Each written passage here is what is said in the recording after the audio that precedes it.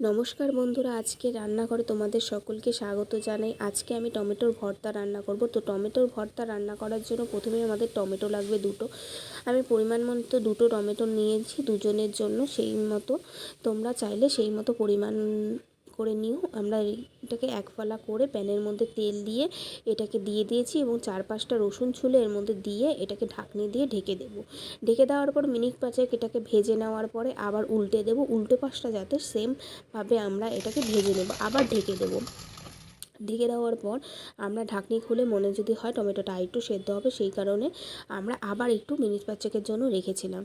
রাখার পরে এটার চোচাগুলো আস্তে আস্তে ছুলে আসছিল, সেইগুলো একটু কাঁটা চামচ ও চাকুর সাহায্যে আমরা ছুলে নিলাম, কারণ এটা গরম ছিল, হাত দিয়ে করা যাচ্ছিল না। এবার টমেটোগুলোকে আমরা ছুলে নিয়ে একটা বোলের মধ্যে নিয়ে নেব।